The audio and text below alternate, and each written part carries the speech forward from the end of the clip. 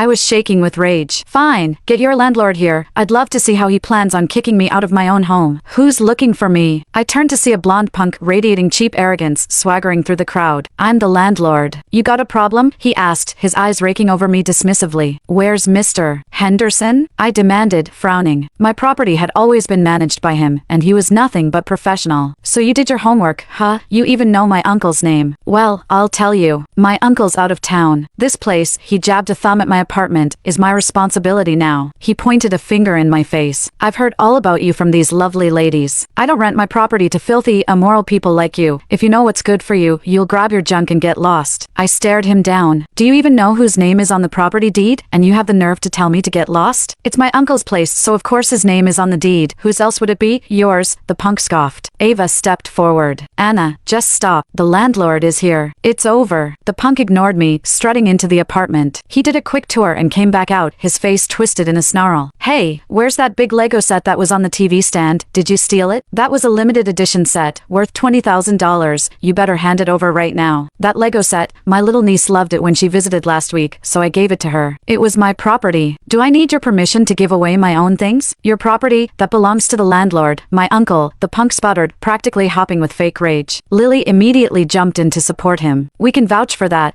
Lego set has been there since we moved in. How could it be yours? It obviously belongs to the landlord. Ava frowned. Anna, you should really try to get it back. Stealing is a crime. If the landlord calls the police, you'll be in serious trouble. I watched them, a symphony of lies, and felt a wave of disgusted disbelief. Then call the police, I said. My calm indifference was the final straw. You bitch, stealing and you're still this arrogant. His hand flew out, and a sharp sting exploded across my cheek. A loud smack echoed in the hallway. My ears rang, and I could taste the metallic tang of blood in my mouth. Ava stepped in, stopping the punk from hitting me again. Let it go, let it go. It's probably hard to get back something you've already given away. Anna, why don't you just pay for it? Since the landlord says it's worth $20,000, just give him the money. You make money easily, right? A little sum like that is nothing to you. Just pay him and this will all be over. I had to laugh. The Lego set looked impressive, but it was a model kit I bought for $300. It all clicked into place. The glances between them and this punk. This was a setup. They were in this together, trying to extort money from me. Seeing my lack of reaction, the punk shoved me again. Hey, did you hear me? Pay up, or I'm calling the cops and having you thrown in jail for a few years. I told you, it was my property. God damn it, you just don't learn. He snarled, raising his hand to slap me again. He hit me so hard I stumbled and fell, my vision swimming with black spots. Jenna's eyes darted around, then she pointed at my luggage. She's a thief. I better check my things, make sure she didn't steal anything of mine. She crouched down and started rummaging through my suitcase. She pulled out a gold necklace, a flash of envy in her eyes. She held it up for everyone to see. Oh my god, my gold necklace. I've been looking for this for ages. I can't believe it was in your suitcase. Ava, Lily, come look. I bet she stole a ton of our stuff. At her words, Lily's eyes lit up, and she joined the plunder. Like vultures, they tore through my belongings, pulling out jewelry and brand name makeup, claiming each item as their own and stuffing them into their pockets. The other neighbors, seeing this, started to get restless. Ava smiled sweetly at the crowd. Uncles, aunts, maybe you should all have a look too. See if she's taken anything of yours. That was all it took. The crowd swarmed forward like a plague of locusts. Crash! The trophy I won in a college competition was knocked to the floor and shattered. RIP, the sweater my mother had hand-knitted for me was torn apart. My down jacket was slashed open, and feathers filled the air like a bizarre snowstorm. I even saw a greasy-looking man pick up a pair of my underwear, take a deep, disturbing sniff, and shove it into his pocket. Stop, all of you, stop.